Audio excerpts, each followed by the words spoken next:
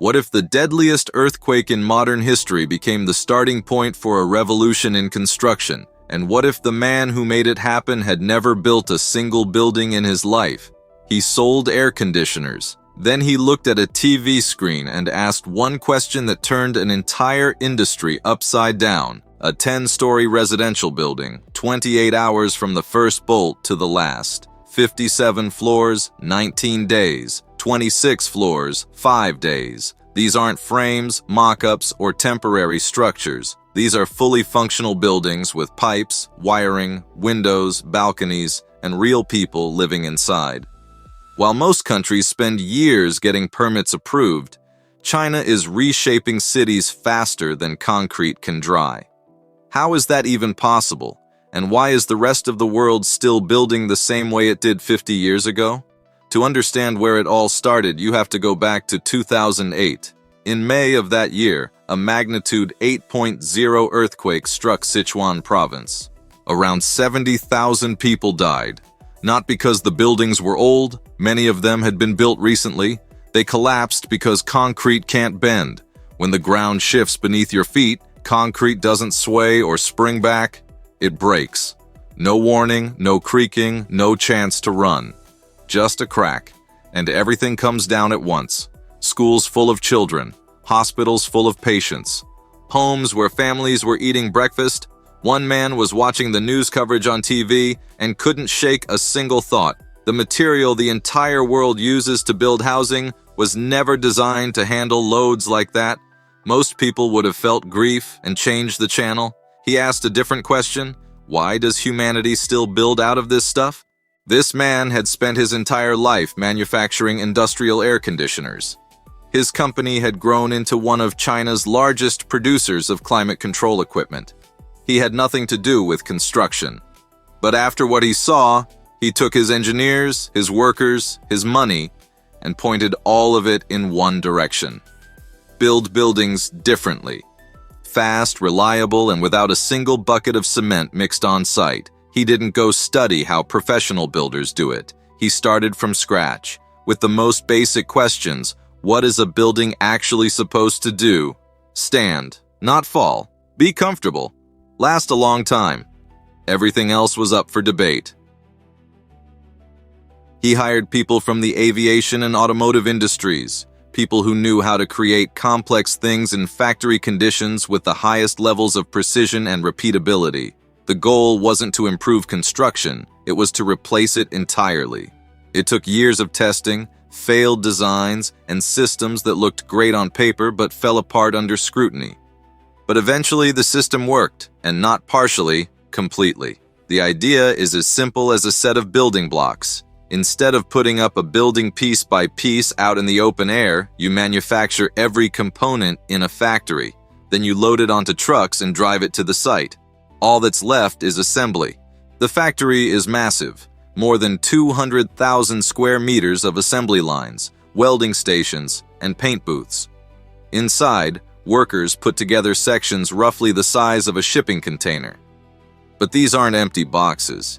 Each section leaves the factory with walls already painted, windows already installed, electrical wiring already run, pipes already connected, and balconies already attached. It's a finished room. Not a frame, not a shell. A room you can walk into, plug something into the outlet, and go to sleep in. On the construction site, there's no mixing cement, no waiting for it to dry, no dependence on the weather. The site is simply the place where cranes lift finished rooms and lock them in place with steel bolts. The whole process looks like stacking giant building blocks that already have plumbing and electricity inside. Why does this matter? When you build the old-fashioned way, quality depends on who showed up for the shift, how tired they are, and whether it rained the night before. In a factory, those variables don't exist. Every section is assembled the same way, goes through the same inspection, and only ships after it passes quality control. Nothing is eyeballed. Everything is measured and tested in advance. To prove this wasn't just theory, the company set up cameras and filmed the construction of a 10-story residential building from the first section to the last bolt. 3 cranes, 1 crew, continuous footage.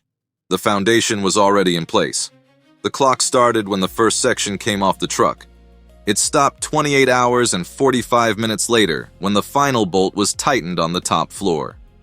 The video hit the internet and spread instantly. Millions of views in just a few days. People who had spent their entire careers in construction didn't know what to say. Some called it the future of the industry. Others called it a stunt, but everyone watched, and watched it more than once. The company didn't respond to the critics with words. It built the next building. 57 floors, 204 meters tall, 800 apartments, office space, retail on the ground floors. The standard construction timeline for a project like that is around 2 years. The building was finished in 19 days. 1,200 workers put up 3 floors a day. Sections arrived in a continuous stream. Cranes lifted them into place at a steady rhythm. More than 90% of the building arrived at the site already finished. The workers weren't building, they were assembling. And here's the detail that usually gets overlooked.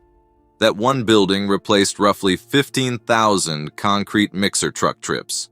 Picture a convoy of trucks stretching from one end of a city to the other. All of that was eliminated. Not a single bucket of cement mixed. The next project, 26 floors in just over 5 days. About 100 workers. A crew so small they all fit on one bus. They built a tower taller than most residential buildings in major cities, faster than a school week goes by. After that, the main question changed. Nobody was asking whether it was real anymore. Everyone was asking, is it safe? Would you sleep on the 20th floor of a building that was assembled in 5 days? The answer is the one that surprises everyone. The steel used in these buildings is 10 times lighter than concrete and 100 times stronger under compressive load. Those numbers come from independent testing. Every building is engineered to withstand a magnitude 9.0 earthquake, one of the most powerful ever recorded on Earth. The projected lifespan is around 1,000 years. Read that again. A building put up in 28 hours is designed to outlast most concrete structures considered reliable today by roughly 10 times. A standard concrete building is designed to last 50 to 100 years. After that, the concrete starts to deteriorate. Steel, with proper maintenance, can stand for 10 centuries. The reason comes down to how these materials behave under stress. Concrete resists until it can't, and then it cracks, and that crack doesn't heal. Steel under load flexes slightly, and when the load is removed, it returns to its original position. During an earthquake, that's the difference between a building that crumbles and a building that sways and stays standing. The bolted connections between modules act like joints. They absorb movement instead of fighting it. There's one more thing that almost nobody talks about. Because everything is bolted together, everything can be unbolted. At the end of a building's life cycle, every section can be unscrewed, loaded onto a truck, and used again, or the steel can be melted down into new material. Construction waste on these projects is reduced by more than 90%. No piles of broken concrete, no dumpsters full of debris, just clean steel going back into circulation. The speed grabs attention. The strength numbers interest engineers. But the environmental side of it may be the most important part of all. Construction is one of the largest sources of waste and pollution on the planet. A method that cuts waste by 90%, eliminates thousands of concrete mixer trips, and produces a building designed to last 1,000 years. That's not just a faster way to build. It's a fundamentally different relationship between construction and the environment. But that's only half the story. While one company was stacking steel modules, another, in Shanghai, was doing something that looked like science fiction. They were printing houses, literally. Picture a regular printer sitting on your desk, laying ink on paper, line by line.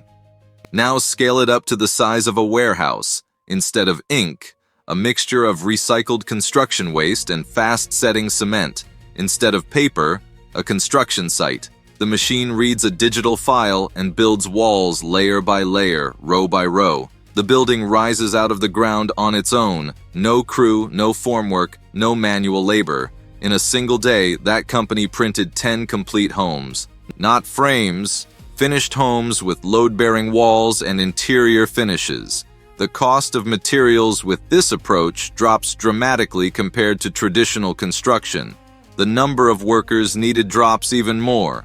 And since the printer works from a digital file, the design of each home can be changed without any reconfiguration of the equipment. Want a different floor plan for the third house? Change the file. The machine just follows the new instructions. This is where printed construction opens up possibilities that conventional methods simply can't match. An architect can design a building with curves, unconventional angles, and flowing shapes that would cost a fortune to build by hand. For the printer, those shapes cost no more than a straight wall. The machine doesn't charge extra for a complex design. The applications for this technology are endless. Neighborhoods where housing is unaffordable. Disaster zones where emergency shelter is needed fast. Rural areas where there simply aren't enough trained construction workers. The printer doesn't need a crew of 50.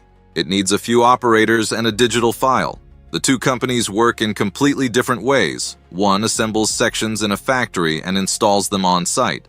The other extrudes material from a nozzle right there on location. But the core idea is the same. Stop building by hand out in the open. Move to systems where everything is controlled, repeatable, and measurable, where quality is built in from the start and waste is eliminated by design. Both companies are solving the same problem, and both are operating in a market that's growing much faster than most people realize. The world is currently short about 100 million homes. That number isn't shrinking. Construction costs are rising everywhere. The number of skilled construction workers is declining. In some developed countries, the average age of a construction worker is already over 40, and young people are increasingly reluctant to enter the trade. Cities are growing faster than homes can be built. Wait lists for affordable housing stretch on for years. The global modular construction market is already valued in the tens of billions of dollars and keeps growing. Asia holds around 45% of that market.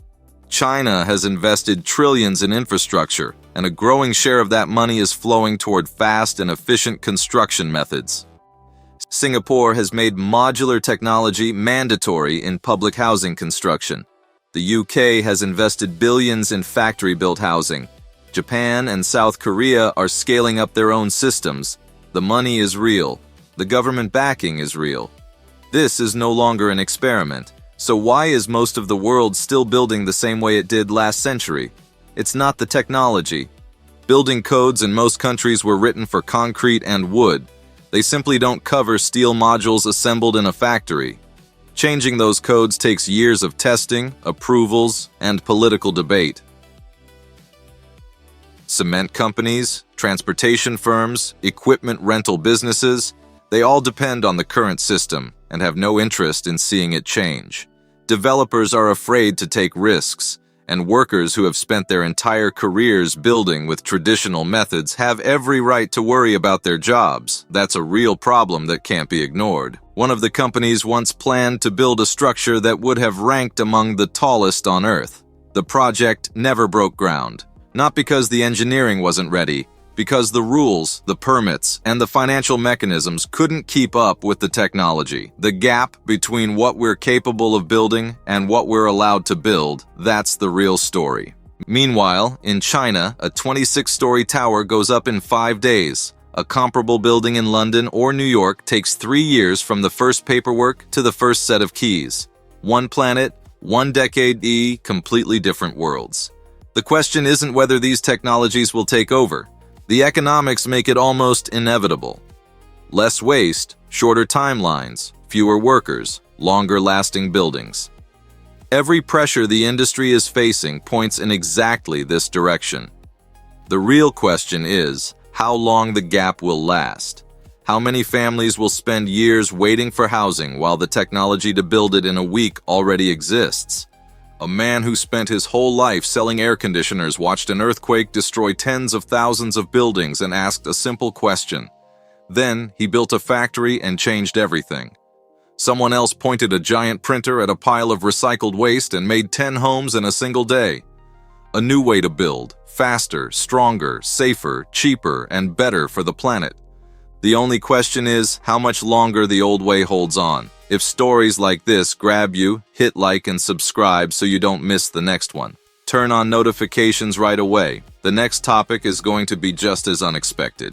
And before you go, think about this. If a building put up in 28 hours is designed to last 1,000 years, what does that say about every concrete house on your street?